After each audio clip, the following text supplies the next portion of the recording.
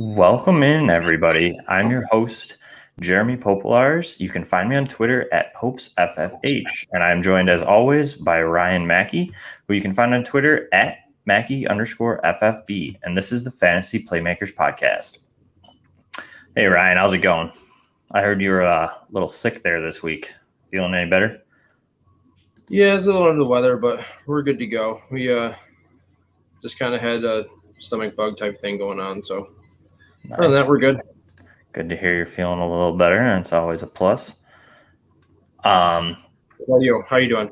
I'm doing. So what do you got going on any content recently or anything going on? Not yet. Not until our rookie profiles drop on yards per. Once those drop, then I'll have some content on there. But other than that, right now, no, not really. I haven't gotten into doing any rankings yet or anything like that, which I want to do. But I know a lot of people on yards per are already doing that type of stuff, so I'm trying to find something new to talk to Alex about. See if there's anything to put base on. That's always a plus, and be a little different.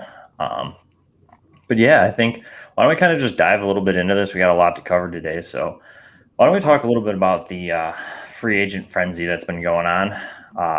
Why don't you give us 3 of your top landing spots or players that you liked where they landed?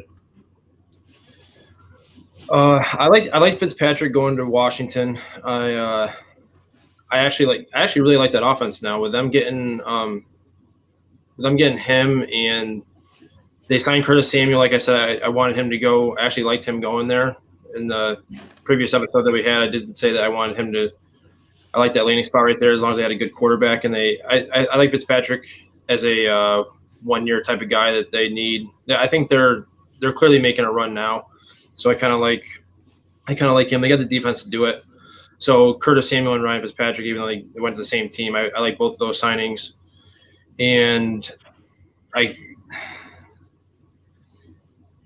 I'm still, I don't know. There was a few more head scratchers than there were for guys that I actually liked where they went. Like Andy Dalton going to Chicago, I was kind of wary on that. I'm not really sure about that. We talked before the show about Will Fuller going to Miami. I don't really like that fit either. No really big shoes fell for me. Like Galladay hasn't signed yet. Will Fuller was the first one. Curtis Samuel and Will Fuller were the first 2 to really sign that were important. Kenyon Drake going to Oakland's a little head scratcher too. I saw that. $11 million guaranteed to him in a backfield that had a consensus top 12 dynasty back there. So a little confused on that one. So there's a few more head scratchers for me than there is guys that I actually like where they signed for the moment anyway. Yeah, I mean, I can agree with that. I think right now, like you had said, I mean, the Kenyon Drake really makes Josh Jacobs really murky. I think that whole backfield's going to be kind of an issue.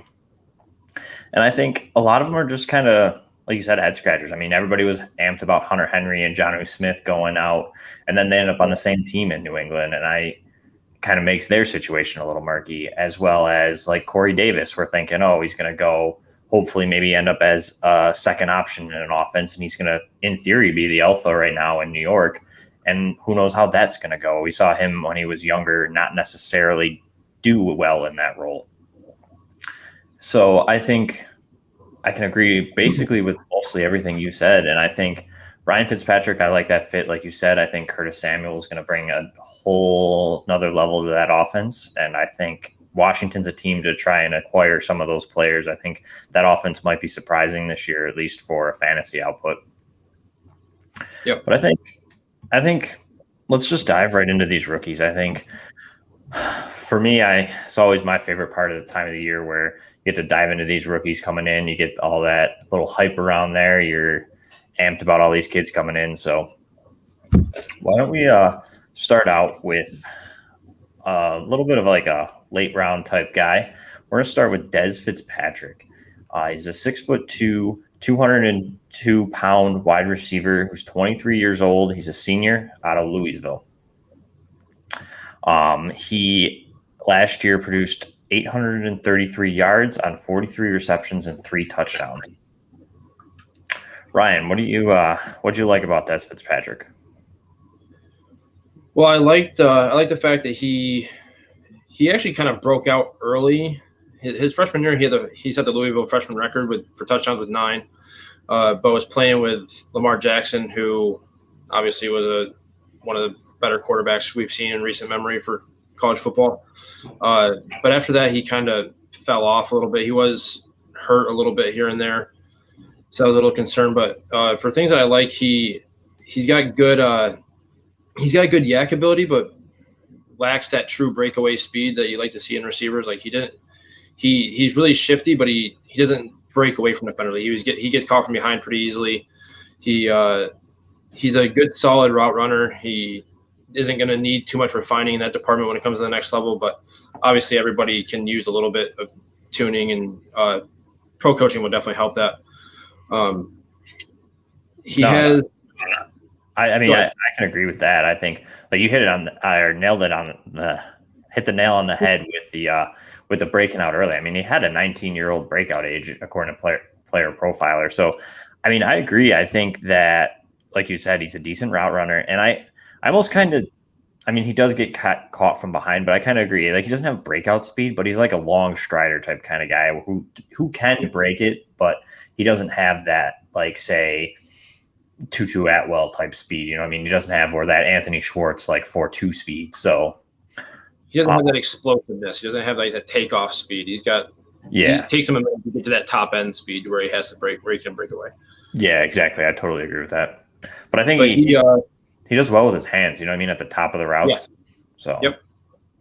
He hand catches. He doesn't let the ball get to him. He attacks the ball with his hands very well. And he's a physical runner. He isn't afraid to go at people, which helps his yak. He was all right. He's an average blocker, not great contested catches. Granted, he wasn't given a whole lot of contested catches situations. But this past year, all 3 of his touchdowns came on like super long plays or broken plays.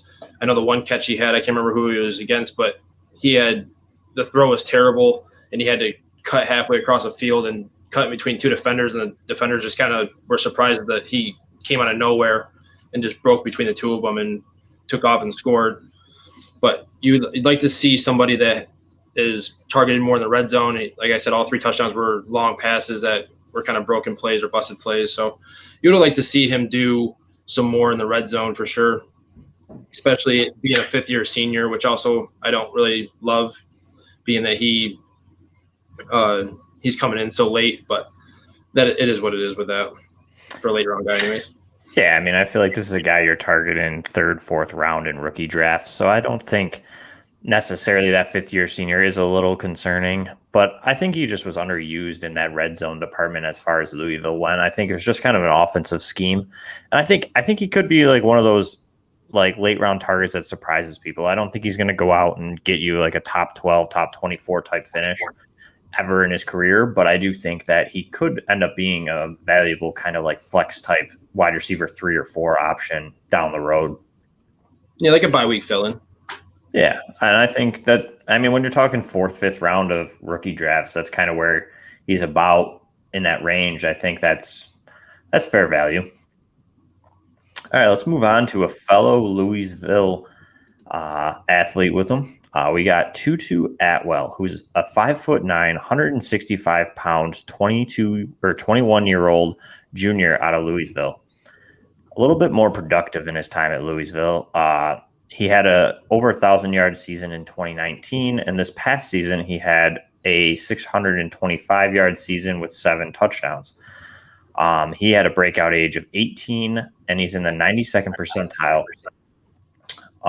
Ryan, what do you think about Tutu Atwell? I mean, my big thing for him is flashes in the radar, is speed, and more of it. I mean, he's a burner. What do you think? Yeah, he's debatably going to be. I had read during our research for the show, I saw that he had a confirmed 4.27 40 somewhere. So I would have loved to see him run at the pro day with the laser timer to see if he could have broke John Ross's record. I think him and Anthony Schwartz probably are the 2 fastest guys that would be running at the combine if they were gonna actually have one. But so that would have been nice to see.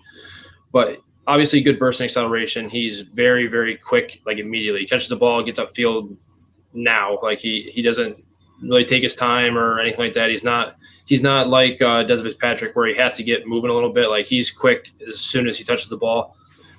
Very competitive. Like I really like his play style. Even though he's small, he doesn't really play like it. He will attack defenders. He blocks the best that he can, but with given his size, he gets overpowered pretty easily. So that's obviously an issue at the next level because guys are so much bigger. Like say he gets drafted into the NFC West and he's got to go against a guy like Ramsey or somebody like that. Like he's just too small to handle guys like that. Pretty inconsistent hands to me. He dropped a couple easy passes that I saw. Ball security was somewhat of an issue when he gets hit hard and level. Knocked off routes really easily because of his size, and I think he's a strict gadget player slash fly route type of guy at the next level. Yeah, So no, it doesn't give him a whole lot of ways onto the field outside of just, hey, we need to throw the ball deep or we need a trick play to throw in here real quick, and just hopefully he doesn't get killed by a middle linebacker or a linebacker coming off the edge that stayed home. And yeah, I mean, I'm not as high as I think. I can't necessarily say that, but I don't see a lot for Atwell at the next level. Like you said, I see him more as that, like an Isaiah McKenzie or like a, just kind of like that KJ Hamler maybe, just kind of like a slot guy. It reminds me a lot of John Ross, just not as talented, I guess I'll say. Definitely as fast, but just not. I don't know if he's got the same makeup. I say like the physicality or even the route running. I just see. He's very versatile, though. I mean, he was used in the run game at Louisville, and he does a good job with that, like the jet sweeps or anything like that. He's got good vision once he has the ball in his hands. So there's definitely an opportunity for him to make headway and carve a role in the NFL. But I mean, here again, we're talking about like fourth round type players, and I think the upside's there. If it's somebody that you like, if you watch the film, I think he's definitely got attributes that could make him successful. I just think, like you said, he's a little inconsistent, and he just needs to kind of mold that all together. And if he can put it all together, he definitely has the talent to become an NFL player. As far as fantasy output, I don't know if he's ever going to be that like top tier type guy, but he might be another like a. I honestly, personally, I think Des Fitzpatrick has a better chance of being more fantasy relevant than Tutu Atwell. But he could be a wide receiver 3 to 4 range, giving all perfect situations. Yeah, my thing with him is that he's gonna be like a best ball only guy for me, especially this year. Like if I'm in like a deep best ball league, I might be able to take him late. But in terms of like drafting him, what I'm kind of nervous about is that he's going to get drafted to a Kansas City early. Like they might just love his speed. They might just fall in love with his speed and what they see at his pro day, and take him in the first or second round, and then people are going to jump him up his draft off of the draft boards into the second or third round, where you're losing out on value to draft a guy that might not even be in the league 3 years from now because he gets crushed in the middle of the field or just can't pull it all together, like you said, and just doesn't make it. You know what I mean? Yeah, and I mean, I have seen some mock drafts that does have Atwell going in that second to third round range, which might bump him up for me. I mean, these are guys that are kind of in a similar tier that we're going to talk about today, and he might get bumped up because of that draft capital. I mean, if there's something that an NFL team likes about him and they're drafting him that high, there's going to be usage, and he's going to go higher than I would like, so I will probably not have a lot of shares like you had said. But he might be somebody that, in a perfect situation, could end up being fantasy relevant right away. But why don't we move on to another burner? We have Dwayne Eskridge out of Western Michigan. He is a 5'9", 190-pound wide receiver, 23 years old, and he's a senior. He had an injury in 2019, so his statistics there are not that great. And then this past season, he had 784 yards and 8 touchdowns. And as far as other than his I mean, his dominator rating is pretty high at 44%, which is the 89th percentile, and his target share was actually his highest player profile statistic, which was 33%. Again, I think this is just another guy that's got a lot of speed. He's another type, kind of like track speed type player. Ryan, what do you have? Anything? How do you feel about Dwayne Eskridge? I actually liked what I saw on tape. The thing with him that I really am concerned about is that it's hard for me to trust these wide receivers that come out of these lower level schools strictly because of competition. Like I think he's actually a pretty decent player on film. Like he was a Indiana track state champion in high school. He is really shifty in open space. He does have good hands, attacks the ball well, adjusts the ball really well when he had bad quarterback play. And he had to make those adjustments from time to time to where he was contorting his body a little bit in the air to try to make catches and things like that. He's really physical for his size. Actually a pretty aggressive run blocker. He returned kicks, which I did it very well, which I like to see. I like to see that in receivers, especially at like I said, those lower level colleges. I actually didn't know this, but he actually transitioned to play corner his junior year before he broke his collarbone. And so I kind of like that a little bit because it kind of gives him an insight into what corners are thinking and how to do like the opposite of what he would do as a corner. You know what I mean? Mm-hmm. So I feel like it kind of gives him like a mental edge. Granted, again, competition is different, so it's not really the same as playing against an NFL corner, but it is kind of intriguing to see that he was able to play two positions at the college level, which you don't see very often for them. But he is a little undersized. Body control doesn't match up as well compared to the upper elite prospects, especially for these speed guys. He's not going to break a whole lot of tackles, so his yak's going to be limited unless he gets out in open space. I'd love to see him go to a offense with an RPO style of offense like Baltimore. I think would be great for him, actually. Somewhere where he's not going to be relied on as an alpha receiver or anything like that, but somewhere where the quarterback is a threat to run and he can just kind of get out in space and use his speed to his advantage at the next level.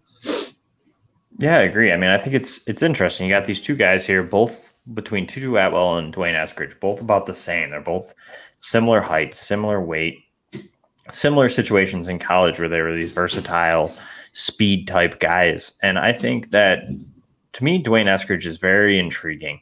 Like you said, he's very physical for his size. He does well in and out of breaks. And I think, most routes that I've seen him he runs a decent route tree there at Western Michigan, and he was creating separation on almost all of them. So yeah, he's a speed guy, but he had that acceleration and that burst, and he did well. You know what I mean? Like, he's a good route runner to create that separation. So personally, I like Dwayne Eskridge, I think, better than Tutu Atwell. And I think, again, like you said, just it's going to be a fit thing in this round for these guys because they are so almost limited, you'd call it, because of their size and they're just not necessarily going to fit that alpha role where they're an outside guy. They're going to be more of these slot guys that landing in a position where they're used with their abilities is going to be key for them. Yeah, he's a little bit more sturdier built than Tutu is, in my opinion. I think he was 5'9", like 190 or something like that. Yeah, he actually weighs in less than Atwell, never mind. I'm sorry. Whew. It was 165, not 190. So yeah, he's definitely a little bit more stout there. Only like 25 pounds that I just subtracted from him, but yeah, I like that a little bit more. And he definitely has a more complete route tree for sure. He is able to run more of the routes you like to see at the NFL. Not a complete route runner yet, but definitely has more potential in that aspect than Tutu does. Nice. I can agree completely with that. And I think we're going to move on to another decent route runner in a Senior Bowl heartthrob, we'll call him. But yeah, another guy similar size, Cy Smith, who's a 5'10", 195 or 90 pound senior out of South Carolina. He kind of stole the show there at the Senior Bowl for a little bit in the one-on-ones, creating crazy separation and making a couple acrobatic catches. He wasn't very necessarily productive at South Carolina, whether that's just poor quarterback play or just kind of an offensive scheme.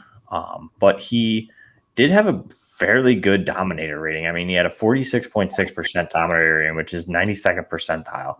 So for somebody who didn't produce a 1,000-yard season, I mean, that's a pretty impressive dominator rating. And I think for me, Cy Smith kind of let me down a little bit. You know what I mean? I felt like this guy has these fairly good player profile statistics, and you watch him on film and he just kind of seems, he's a very good route runner. He is. And he creates separation well, laterally, vertically, all different types of ways. But he just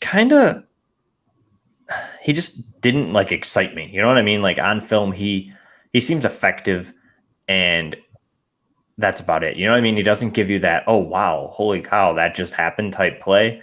And for me, when I'm looking at guys in this, like, I guess you'd say height range and weight, like kind of this style player where he's going to be a slot guy or he's going to be kind of like a gadget type guy, I kind of want to see like at least a couple of those types of plays. And I didn't really see that with him. However, he does have like extremely tough like characteristics. He likes to come across the middle. He'll take hits. He makes fairly good, strong hands catches. But I just think that for me, he also doesn't do well in the blocking game, which projecting to be a slot receiver for me is kind of a knock, because in the NFL, if you're going to play slot, you need to know how to block. And I think that for me, it was even an effort problem. Sometimes it's just kind of like the play's coming to his side and he just kind of like throws an arms like, oh, kind of make it look like I'm doing what I'm supposed to. So, I mean, did you notice that, or how did you feel about him? Oh, yeah, no, I definitely noticed that. I actually have it in my notes that he plays hard, but not consistently. Like he definitely takes plays off, especially when he's not involved in the play. If you notice, if runs are, it's not, I didn't notice it as much if runs were going to his side. I felt like he did attack relatively well when they were running to his side, but if they were running to the opposite side of the field, he would just kind of like run towards the line of scrimmage and run towards the lineman, and that was really it. Like he wouldn't really attack anybody or go look for a block, or even if his running back like cut back towards him, he wouldn't really like go look for somebody to take on, which is kind of weird because he is tough. He's a physical guy. He has like that swaggy confidence to him. Like if you see him on the field and he catches a touchdown or anything like that, like he is a very confident, swaggy type of guy. So it was kind of, he knows that he's tough. He knows that he's physical. So it's kind of weird to see him not do it just consistently. But I just don't really know how to explain it. But for me on tape, he high points the ball really well for his size. I can't remember who he was playing, but he caught a ball in the end zone where he high points the ball up top and then comes down hard on his back in the end zone. And he has soft but strong hands. I know it's kind of like a contradiction, but when he does struggle with drops from time to time. He has some really bad drops on tape, but overall I do like his hands. But when he does let the ball get to him, he does have soft hands, and it feels like when he gets his hands on the ball, it's kind of like DeAndre Hopkins-esque, where you can rip the ball or rip at his arms or anything like that. But if he has his hands on the ball physically, it's super hard to get the ball out of his hands, which I love to see that, especially on like shorter passes and things like that. For a slot guy, that's going to be important.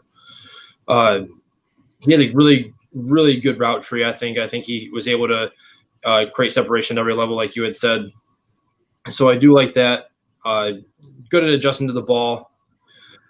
And he was used in clutch situations for South Carolina. Like if they needed a third or fourth down conversion or a touchdown late in the game or anything like that, like they were looking his way. So they did trust him a lot.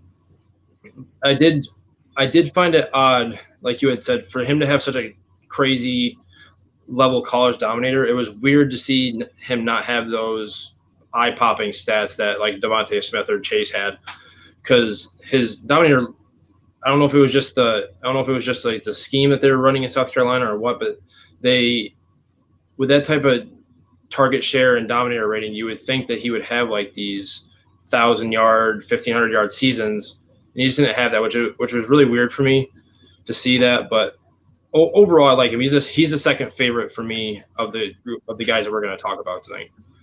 Yeah, so I mean, you have him definitely. You have like more of a like you like him better, I guess, than necessarily I do. But yeah, again, the dominator rating and even that, it's almost like I'm preaching that it's broken because it's like it's so good, but yet he never broke 700 yards. He didn't have more than 4 touchdowns in a season, so it's just kind of I don't know. It's kind of just like I said. I expected to see more, I guess, out of Cy Smith when I started digging into him, and like I don't know, just he was just lackluster to me. There's just something about him that I don't love. Moving on to a guy who we're gonna bump it up a little bit here. We're gonna go to a guy we actually talked about a couple shows ago again, so we'll probably just kind of briefly hit on him. But we're going to go back to Nico Collins. He is a 6'4", 215-pound, 22-year-old senior out of Michigan. Another guy that didn't really produce crazy numbers at the college level.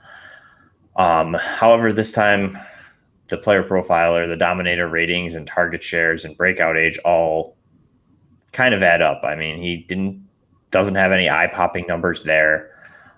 However, when you watch him on film, he kind of has some attributes that make you wonder, like, could this guy be a quote-unquote sleeper in this draft? He's a very good blocker. He's very physical. Now, he does lack that type of breakaway speed or big play type speed.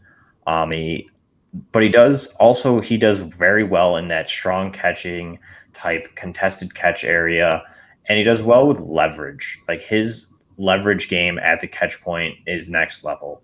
And I think this is a guy that could come in and he could be like a bigger slot guy if they wanted to run that way, or if they want to use him on the outside. He's somebody who could get used on the outside. I think he's just a reliable type, good contested catch, runs routes good enough, and then does well with leveraging the corners to get into the position where he's the first one to the ball. So for me, I do like Nico Collins a lot. I think Nico Collins is going to be somebody who gets drafted a little higher in your rookie drafts than you expect, as well as the NFL draft. I think he might be a surprise come draft day, whether it's early in the or mid to late second round or even possibly the third round. I think that's kind of where he's going to fall. And I think he's just going to come a little bit sooner than we all expect. How do you feel, Ryan, about Nico Collins? I'm actually not going to touch too much on him because I did my rookie profile, one of my rookie profiles on him for yards per. So I'm not going to touch too much on him, but I do like him. I actually like his raw skills a lot. I think he's underdeveloped. Michigan has not developed players very well for the next level for whatever reason. Quarterback play was mediocre at best, I'd say. So it's kind of hard to evaluate him fairly because I do like his overall raw skills. Like you said, he does create separation. He's really strong. He will get out in the open field and run defensive backs over. So yeah, I mean, he's going to have some angry runs there for at the next level. I mean, he's a bruiser once he gets the ball in his hands.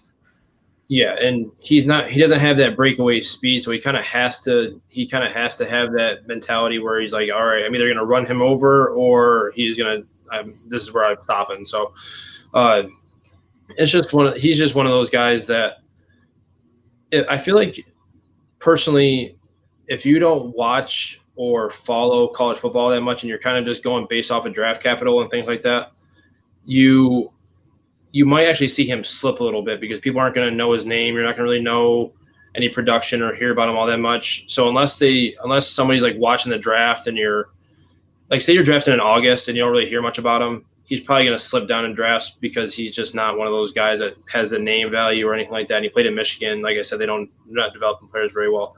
So I feel like I'm actually going to have a fair share of Nico Collins in rookie drafts just because I feel like if he slips into that third or fourth round or even late second where you're starting to look at flyers, I'm probably going to take a flyer on him if I have him sitting there and there's nobody else there that I like, just because, like I said, raw skills can be coached. He can be coached to the next level to be a better wide receiver in general. No, I agree. I think, like you said, that's a good point. I mean, if you're not drafting right after the draft in these rookie drafts in your leagues, these are some guys who could fall that, like you said, the name isn't that sexy. He's not like, oh, look at that. Or if you get a box score type player in your league that looks at it and goes, he never produced more than 700 really yards, like, what's everybody so excited about Nico Collins? And you might be right. I mean, he might slip, and I think he's a good flyer to take a chance on. Yep. Now we're going to move on to one of my top flyers. I think this is a guy that I'm going to try and own as much as I can. I just like his just natural ability. I think he could be a special player, and that is Tamorrion Terry. He's 6'4", 210 pounds. He is 22 years old, and he's a junior out of Florida State University. He produced a 1,000-yard season in 2019 with 9 touchdowns, and this past season he only produced 289 yards with 1 touchdown. His player profile or stats aren't crazy. He doesn't jump off of the charts in that category. However, on film, Terry he's exciting to me. I mean, he is explosive. He is fast. He creates great yak. I mean, he actually is a decent vision when he has the ball in his hands too. And he is physical though too. He isn't just a burner. He's got the size. He just fits that mold of that alpha type receiver at the NFL level. And I mean, if you go through and just Google Tamorrion Terry, and like, there's so many comps that are like, oh, is he going to be the next Randy Moss? Is he going to be this? Like, there's a lot of hype around Tamorrion Terry. And I think he just does everything well. In his numbers, and why he doesn't stand out in the analytical profile, in my opinion, is just the poor quarterback play there. That Florida State offense is just in shambles between the offensive line, the quarterbacks. It's not a good system. And I think that this is a guy, like you said, that come late August, he might slip. I mean, he's going to be that second round area where he's going to be in that second to third round in rookie drafts. But I just think he's just so exciting on film. I mean, if you get a chance, just watch some highlight videos or something. I mean, you're just going to fall in love. I mean, this guy is crazy as far as that speed, height, like just overall. You'll be surprised how fast he moves for a guy who's 6'4", 210. So, Ryan, how do you feel about that? See, for me, he's the exact opposite of Nico Collins, in my opinion, when it comes to draft capital. Because I think if you're drafting right after the draft and he doesn't get drafted on day 1 or 2, say he's a day 3 pick, and he doesn't go to necessarily like a great landing spot initially, I don't think he's going to be drafted all that high. But I think come August, once his team gets a hold of him, I think you're going to hear a lot of good things about him in camp. Because like you said, he pops on film to me. He has, like you said, he's 6'4", 210, so his size is really, really good. Great speed especially for that size.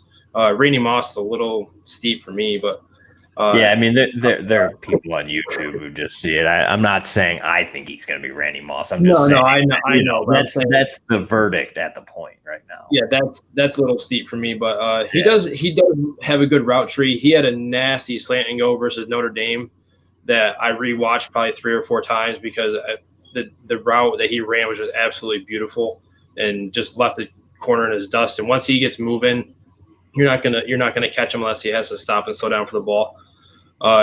He tracks the ball really well. He's super athletic for his size. He settles well into zone coverage, but he does have a tendency to kind of drift instead of kind of just sitting in an open spot in the zone. He'll kind of like drift off to the side, almost closer to a defender for whatever reason. I don't know if he just doesn't really see him or he's just focusing on his quarterback and he just kind of keeps drifting. He doesn't really notice that he's doing it or what, but that can be coached to the next level. So I'm not really all that concerned about that. I would like to see him use his size a little bit more. I didn't really see him get into too many jump ball contested situations, but that's not to say that he can't do that. It's just that he wasn't really used at that capacity at the college level. He can be a little bit more technical in his routes in terms of breaking on his route. Sometimes he's like standing straight up when he say he's coming back on a curl route, he'll kind of just stand up straight as opposed to dropping down low and deaccelerating and coming back to the ball really quick. So that, again, that's something else that can be taught. So I'm not too worried about that either. One thing that I did not like at all on tape about him was that he body catches a lot. He does not attack the ball with his hands very often. He kind of just sits and waits for the ball to come to him, and he kind of just cradles it, and then hopes that he can take advantage with his speed and break free defenders, as opposed to like attacking the ball with his hands and then taking off. That's the one thing that I'm kind of iffy on, because I feel like that's like a lifelong thing that he's done. So that may not be able to break the next level, but they could get him on the jug machine and just say, hey, you're hand catching everything. You're not letting anything come to you. And they might be able to break that mold, but that was the only thing that I really saw that I was like, oh, I did not like that at all. Yeah, no, I mean, that's a fair assessment. I mean, I have in there too that, I mean, some of his drops over the middle and stuff like that are a little concerning. But I think I just sometimes I sit there and I think, like, even that drifting concern that you have with him, I feel like, is it just too because that quarterback play or that offense was just so bad? Like, was he drifting, or was it just that ball should have been there sooner? You know what I mean? Like, and I get it. It's tough because you have to go through and you really have to kind of nitpick these guys and really look at it. And it's tough to tell because you aren't there at the practices. You aren't necessarily, you can make an assumption, but like, should the throw have been there, or was it a misread, or is the guy double clutching at the quarterback position? So I get it. I mean, they're definitely concerning, and by no means, I mean, yeah, I have a slight draft crush on him, but I agree. I mean, there's definitely concerns with Terry, but I just like the upside. I think right here, this is a guy you're talking like that early third round or so. You want a guy who's going to pop, possibly. You're going all upside here, and I think his upside is just so tremendous, but he also has a very low floor. I mean, he could completely bust, and you know what I mean? So I get that. No, I actually, that draft that we did with the undroppables, I actually took him in the 4th round. So, and yeah. If I can get him there in my rookie drafts, I will take that every single time. Yeah, he's never going to make it to the 4th round in any of mine because he'll be scooped up in the 3rd, no matter where. No, he's not going to make it to the 4th. Don't worry. But anyways, moving on to your favorite player, we are going to move on here to a guy who kind of really popped recently at Clemson's Pro Day. We're going to move on to Amari Rodgers. He's a 5'9", 211-pound, 21-year-old senior out of Clemson. This past season, he really popped off as far as statistics go. I mean, he produced a 1,000-yard season with 7 touchdowns. He's another guy that doesn't really have any eye-popping player profile statistics, but man, when you watched him run that, I don't remember what he ran. He ran a pretty 4.5, I think, 40 at 200 some pounds. I mean, he looked like a little stocky running back. I think he's just interesting to me. I think he's very versatile. If he does get to play in the slot, he's thick. I mean, he's a thick wide receiver for his size. And I think that's something that can help him at the next level. I believe that his best role is almost like that Tyreek type role where he's just used all over the field. By no means does he have Tyreek's speed, but I think he has like all of those attributes. He can be used in the run game. He can be used as a slot guy. He does enough well that he can be an outside type receiver. So I just think that for me, I think he needs to work on some fundamentals in his game. I think he still is a little raw, but I think that given the right coaching, and possibly some work, like, again, he's another guy that has some drop issues at times, mostly like those concentration type drops where he knows he has good speed, but at sometimes I feel like he's just too eager to get to that next move and make that next guy miss, and he just forgets the ball. How do you feel about Amari Rodgers? I know I think you have in here, he's your favorite players of this group. So how do you feel about him, Ryan? Yeah, he definitely was my favorite player of the group. He, like you said, he is stout. He is very solidly built, especially for only being 5'9", 5'9". He's after my own heart, you know what I mean? He's thick. Yeah, he will. I 1,000% guarantee that he is going to run through multiple leg tackles at the next level. He does look like a running back in a sense, playing wide receiver. He has that acceleration. He's a super explosive, great breakaway speed. I didn't see him get caught from behind once in the film that I watched. I don't know. He probably did at some point. I'm not saying it's impossible to catch him from behind because it's not, but from what I saw, he has great breakaway speed and he does not get caught from behind very often. He's a tough physical guy as well. With that build, he takes advantage of it. Great balance, body control. Doesn't get knocked off his routes very easily. Doesn't get knocked off when he's running down the sideline. If he were to get bumped or something, he can tiptoe down the sideline as opposed to just kind of like run out of bounds because he doesn't have the balance to stay upright. Good hands for the most part. He did have some concentration drops, like you said. He has he's not scared in the middle of the field or anything like that, but it's almost like he like goes to catch the ball and he's just looking to see if he has to make a move or not. And it's not that he's worried about. I don't think he's worried about his defender. I think he knows that he makes good separation. He has good speed to get away from his defender. I think he's more worried about what he's gonna have to do once he catches the ball and there's another defender right in front of him. I don't know. I think he's just kind of looking ahead to see what he has to do, like you said. So that is a little concerning, but it's not enough for me to like knock him below any of the other guys, just because his overall game is just, in my opinion, much better than the rest of these guys. Like he's the guy that I'm probably going to take in one of my leagues. I have multiple second round picks. He's probably going to be a second round pick for me. So if he makes it past the second round for anybody, take him and enjoy the value, because I think of these guys that we just mentioned, he has the highest ceiling at the NFL level. And he also probably has the highest floor too. I just don't see a scenario, because he can fit into any offense. He's not going to be a gadget player. He doesn't have to be a gadget player like Tutu does. He doesn't have the size like oh my God, what's his name? Like Terry does. He doesn't have like that type of size or anything like that. But he just overall skills, I think he's the best, most versatile receiver of this group that we just talked about. Yeah, no, I can agree with a lot of those statements. And I think someone he kind of reminds me of, and I thought of this after we were talking about like some free agents. It literally just popped in my head. But he kind of reminds me of that Curtis Samuel type guy. You know what I mean? I think like kind of where he can get used in the run game and then also can be used outside or inside in the slot. And I think he definitely has all those versatile type traits. And I think his size is going to allow him to be a successful slot receiver in the NFL. Yes, he's only 5'9", but he's thick, like we had mentioned. And I think that's going to be a beneficiary to helping him stay healthy and stay on the field. So I can get behind it. Like I said, I do like Amari Rodgers a lot. I mean, of this group, we'll say. So let's group them like this. Let's say we got Amari Rodgers, Cy Smith, Dwayne Eskridge, Tutu Atwell, all the guys under 6 foot. And I think I'm going Amari Rodgers there, followed by probably Dwayne Eskridge would probably be my top two. Yep. How about you, Ryan? Where are you at with those guys under 6 foot?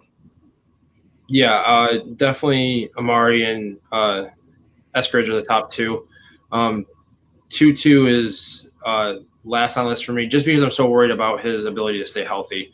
If you could guarantee that he's going to get used properly and be able to stay healthy, he'd probably be number 3. But I like Eskridge's raw ability, and I like Amari's versatility more than I like the burning ability of Tutu. Nice. And now let's do another little exercise here. Let's group the 6-footers. So we got Des Fitzpatrick, Nico Collins, and Tamorrion Terry. I think this one's, to me, it feels pretty easy. I mean, obviously I'm going to go with Terry. But how do you feel about those three? Is there anybody who's going to surprise me? No, probably not. I think you're right with the Terry pick out of those guys. To me, he definitely has. He was the most eye-popping. He actually was the most eye-popping of the group in general. for me, I just liked Amari Rodgers' versatility more than I liked Terry's, but he definitely popped off more than Rodgers did. And there's a little caveat to Amari's film here is that not all these guys had Trevor Lawrence throwing the football. So it'd be kind of interesting to see him at Michigan or at Western Kentucky or Michigan or wherever, like, you know what I mean? Like it's different when you have the 101 throwing you the ball as compared to an undrafted XFL player. You know what I mean? Like there's levels to quarterback play, and Rodgers had the elite throwing him the football. So it could be, does Amari go to a spot where he doesn't have somebody as talented as Trevor Lawrence throwing the football, and he isn't able to look as good, and Dwayne Eskridge goes to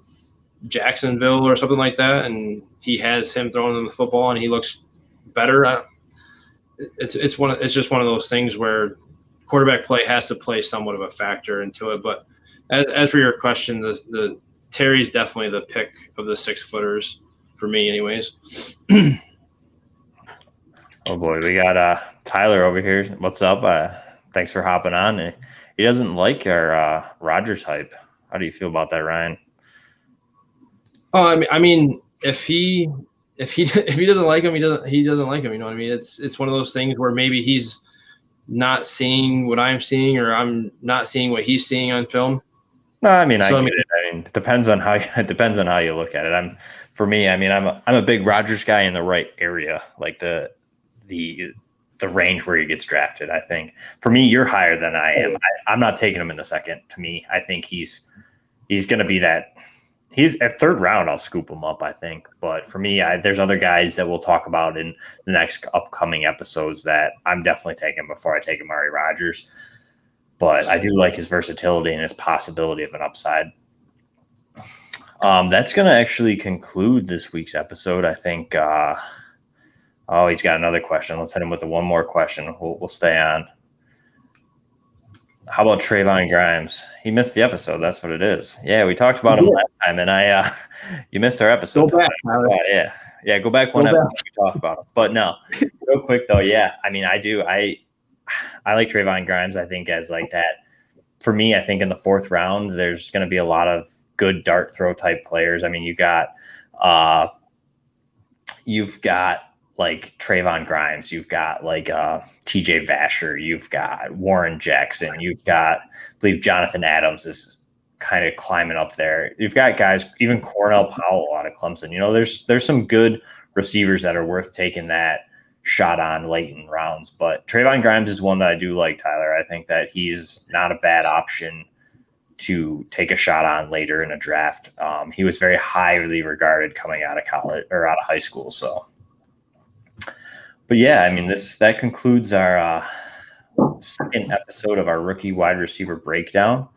Ryan, why don't you go over where everybody can find you for anybody who didn't tune in live? Yeah, you can find me at Mackey_FFB on Twitter. Like I said at the beginning of the show, once these rookie profiles drop on yards per, see someone work on there. I don't know, like I said, I don't really want to get into rankings. I feel like you do them, Jeremy, and you do a really good job with that. So I don't really want to get into that.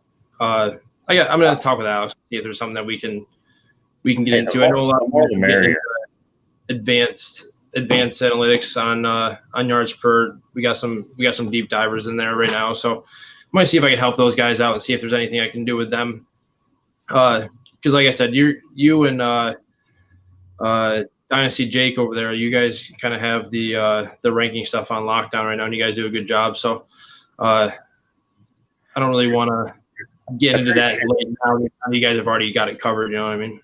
I appreciate the kind words, but more the merrier. I mean, hey, the consensus, everybody's got different opinions. And for me, I've always, before really diving into this stuff, I always enjoyed seeing, multiple opinions on guys. I think not one guy knows everything. So I think it's a nice thing. But real quick, we're going to apologize to Tyler. We're not being aggressive, but you're good if you're coming in late. But yeah, Trayvon Grimes was a guy in our last episode. So if you want to take a check on him, find us on Apple Podcasts, Spotify, or any streaming platform. If you're looking directly for me, I'm on Twitter at PopesFFH. Feel free to send any DMs, any questions. Other than that, you can find some of my articles over at Yards Per, as well as Ryan has some stuff up there. They're dropping some rookie profiles coming out soon as you prepare for your drafts. That's pretty. It's a pretty extensive project, so it's going to be pretty good. Definitely something you're going to want to check out. And the best part is it's going to be totally free, so that's always awesome. Also, dude, sorry, real quick. Those team profiles. I don't know if you have dove into those yet, but those are insane on the app. I mean, those things are going to be clutch come draft time. I agree, definitely that. And even in the season, you know what I mean, kind of getting those snap share counts and seeing how everybody's getting used. But yeah, and some little personal news. I mean, I just joined too as well. I got added on to the Sports Gambling Podcast Network as a writer, so you can find some of my work over there. I kind of started diving into like the Devi realm over there in writing, so that should be catch me over there with that. And then, like I said, a lot of stuff over at Yards Per. But as far as that goes, that's all we have for tonight. Everybody stay safe, and look forward to seeing you guys next week.